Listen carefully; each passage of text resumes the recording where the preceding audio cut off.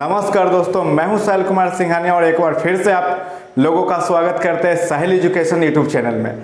आज का मेरा टॉपिक है 10th क्लास के ज्योग्राफी चैप्टर नंबर 1। तो आइए वीडियो को समझने के लिए स्किप करके ना देखें, देर ना करते हुए बढ़ते हैं अपने टॉपिक की ओर। तो आइए देखते हैं संसाधन। सबसे पहले जो आप ज्योग्राफी चैप्टर में आप देखिएगा तो संसाधन भारत और इसमें संसाधन और इसके उपयोग के बारे में पढ़ना है। तो सबसे पहले हमें यह समझना जरूरी है कि संसाधन कहते किसको है। तो संसाधन का अगर डिफिनेशन देंगे तो ऐसे कई डिफिनेशन है, लेकिन हम आपको सिंपल डिफिनेशन बताते हैं। कहता है संसाधन जो है हमारे पर्यावरण में आसपास में जितने भी वस्तु पदार्थ शक्तियां उपलब्ध है जिसे मनुष्य अपने आवश्यकताओं को पूर्ति करने के लिए उपयोग करता है, वो सब क्या कहलाता है? संसाधन कहलाता है। यानी हमारे आसपास के जितने भी वस्तु, पेड़ पौधा, जीव जंतु, सूर्य के प्रकाश, जल, हवा, वायु, जो भी है जिसे अगर मनुष्य अपने आवश्यकता के लिए उपयोग कर ले तो वो क्या कहलाता है? संसाधन कहलाता है। और जिमरमैन के अनुसार कहा जाता है कि संसाधन होते नहीं है बल्कि संसाधन बनते हैं। जी हाँ, जैसे मान लीजिए कि अगर हम अभी आपके सामने टीचिंग कर रहे हैं तो ये मार्कर मेरे लिए क्या है? संसाधन है। ये मार्कर के बिना हम इस पर लिख नहीं सकते हैं, तो ये मेरा संसाधन है। अगर ये किसी जो अनएजुकेटेड पर्सन को दे दोगे तो इसका कोई काम नहीं है, नहीं उसके लिए संसाधन नहीं है। तो संसाधन होते नहीं है बल्कि बनते हैं। यानी मनुष्य जिस वस्तु को अपने आवश्यकता को पूर्ति करने के लिए उपयोग करता है वो क्या कहलाता है? संसाधन कहलाता है। तो आइए देखते हैं संसाधन का वर्गीकरण क्या है। तो संसाधन के दो भागों में बांटा गया है। संसाधन को जो है दो भागों में बांटा गया है। एक है आपका प्राकृतिक संसाधन, प्राकृतिक संसाधन, और दूसरा है मानवीय संसाधन, मानवीय संसाधन।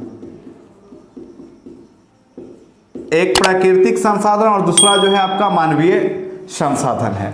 अब ये मानवीय संसाधन जो मनुष्य द्वारा उत्पन्न होता है, यानी मनुष्य जो कर रहा है, जैसे हम अभी टीचिंग कर रहे हैं तो आप मानवीय संसाधन को देख रहे हैं। कोई मेडिकल है तो वो मानवीय संसाधन के द्वारा है।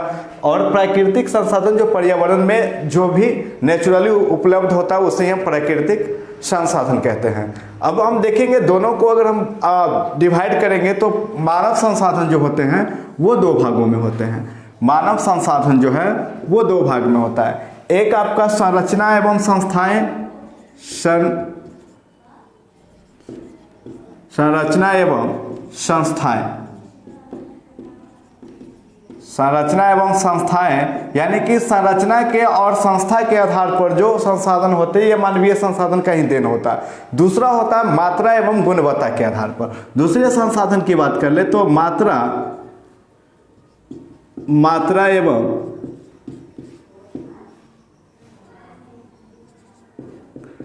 गुणवत्ता के आधार पर।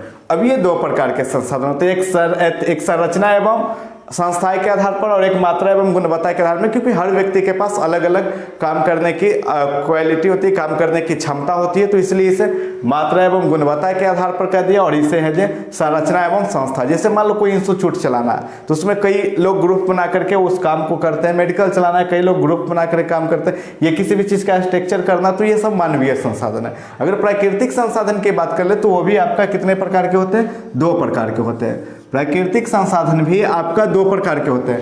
पहला अगर हम देख लें तो इसमें आपका एक नवीकरणीय संसाधन होते हैं, नवीकरणीय संसाधन, और दूसरा जो है आपका अनवीकरणीय संसाधन, अनवीकरणीय संसाधन। तो देखिए नवीकरणीय संसाधन यानी कि वैसा संसाधन जिसके पुनः है जो उपयोग किया जाए उसे हम नवीकरणीय संसाधन कहते हैं। अगर हम एग्जाम्पल समझ ले तो जैसे वर्षा का जल हो गया, हवा हो गया, सूर्य के प्रकाश हो गया, पेड़ पौधा हो गया, मनुष्य हो गया, ये सब कैसे संसाधन नवीकरणीय, क्योंकि इसने नष्ट होने के बाद पुनः हम प्राप्त क्या कर सकते हैं, तो इस संसाधन को हम नवीकरणीय संसाधन कहेंगे। अगर हम बात कर ले अनवीकरणीय संसाधन के तो देखिए जेकरा हम मतलब वैसा संसाधन जो लंबे प्रक्रियाओं के बाद प्राप्त होता है, लंबे प्रक्रियाओं के बाद प्राप्त होता है, या फिर जिसका भंडारण सीमित हो और इसे पुनः प्राप्त करने में लाखों वर्षों का समय लग जाता है, तो उसे हम अनवीकरणीय संसाधन कहते हैं। अनवीकरणीय संसाधन जैसे हम अगर वो बात कर ले तो कोयला, पेट्रोलियम, लोहा और भी कई प्रकार के खनिज पदार्थ, ये सब जो है कैसा है? अनवीकरणीय संसाधन है। अब देखिएगा, तो नवीकरणीय का भी अगर हम डिवाइड करेंगे तो नवीकरणीय भी कई प्रकार के होगा, 2 प्रकार के संसाधन होगा। नवीकरणीय भी 2 प्रकार के, एक होता है सतत या इसे हम प्रवाह कर सकते हैं। ये सतत कहिए या प्रवाह कहिए, क्योंकि सतत का अर्थ होता है लगातार चलता रहे, या प्रवाह का अर्थ भी होता है लगातार चलता रहे। और एक होता है जैव संसाधन, एक जैव संसाधन। अब देखिए, सतत जो नियंत्रण चलता रहे वो संसाधन को सतत संसाधन कहते हैं। अब जैसे एग्जाम्पल फॉर हम देख लें तो ये संसाधन में आपका क्या आ जाएंगे, और नदी के जल आ गए, हवा आ गए, सूर्य के प्रकाश आ गया, ये सब क्या नियंत्रण जो है चलते रहता है, तो इसको हम लोग सतत प्रवाह कहेंगे। और जैव संसाधन जो है वो 2 प्रकार के होते हैं, एक जो हो गया प्राकृतिक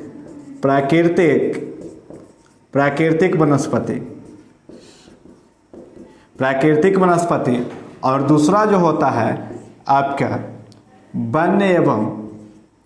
वन्य प्राणी होते हैं, वन्य